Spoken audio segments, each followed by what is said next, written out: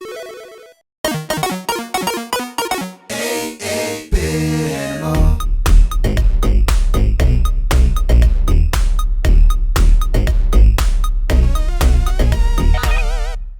you doing, good people? This is the 8-Bit Animal. And I can't speak for nobody else, but Tiny Toon Adventures was, and will probably always be one of my favorite cartoons from the 90s. It was an absolute jam. That show was awesome. It took the old Warner Brothers Looney Tune characters and basically put them in a town called Acme Acres, where they ran a school called Acme University and taught all of these young versions of themselves, the Tiny Toons as it were, everything they needed to know about being a toon. So you had Buster and Babs Bunny. They were basically based on bugs.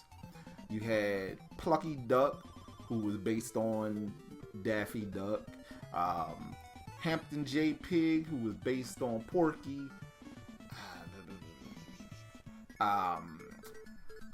Furball, who was based on Sylvester. Montana Max, who was based on Yosemite Sam and Elmer Fudd. Well, Yosemite Sam. Elmira was based on Elmer Fudd. They had all these different characters that were based on these other characters. And, of course, there was going to be a video game based on them. Thankfully, that license fell into the capable hands of Konami.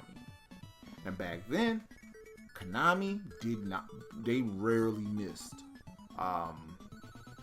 Konami, this was when they were in peak Castlevania Contra Ninja Turtle territory.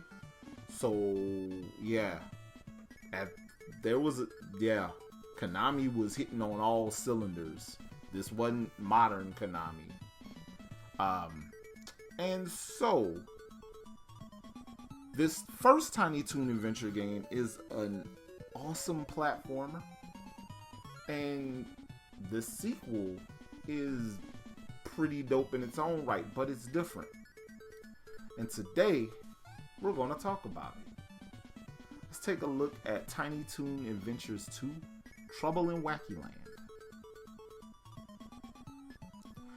Alright, so let's get the brass tacks. This game starts with everybody in town getting the invitation from a secret admirer, inviting them to the grand opening of a new amusement park just outside of town. Nobody knows who has opened this amusement park until they get there and realize, it was Montana Max. Max has set all manner of traps for everybody because he wants to take over, right?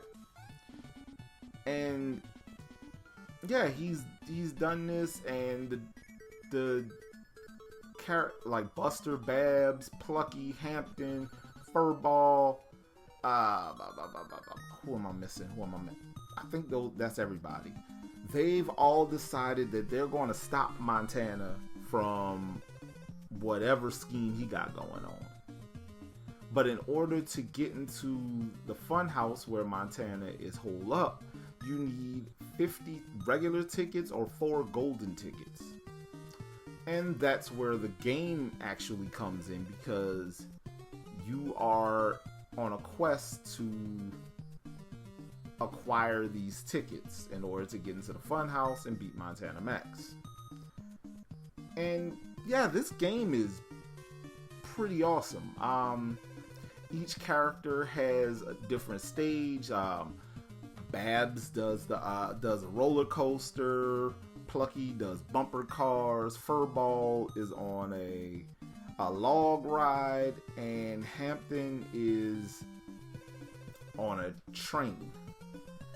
And you have to go through each stage, eventually beating a boss in order to get a golden ticket. You complete the first 4 stages, get the golden ticket, and then you take control of Buster in the funhouse on the final leg of everything to take out Montana Max. It's each level, the gameplay is a little bit different. Hampton stage is slow and kind of easy going. Meanwhile, Babs is on the roller coaster, and yeah, you gotta kind of tilt yourself around the little track to keep from getting knocked off the thing. And Plucky has to knock Rodney Rats into a pit and avoid getting knocked into said pit himself. Yeah, each stage has a different little gameplay wrinkle, and they're cool. It's just that it feels like it's over before you really kind of get used to it. And if you don't get the golden tickets, you kind of have to grind to get the 50 regular tickets in order to get into the funhouse. And you can just repeat stages until you get what you need. So it can be tedious. It kind of has an RPG type of grinding aspect to it in that regard. But yeah, this game is pretty good. It's like I said, it's around that time where Konami wasn't messing up much. I'm not gonna say Konami don't miss, because we played some of that stuff that they published under Ultra. Konami can and does miss on occasion. And look at what they're doing now. But anyway, if you are interested in getting a copy of Tiny Toon Adventures 2, $10 to $20 will get you a loose cart. Actually, both games are pretty reasonably priced right now. They've never really been stupid expensive. And yeah, they're definitely worth the money. They're worth more, actually, but you can get them at a great price. So I would absolutely run on out and grab me a copy of Tiny Toon Adventures 2. Yeah. This has been the 8-Bit Animal, and I'll catch you beautiful people tomorrow.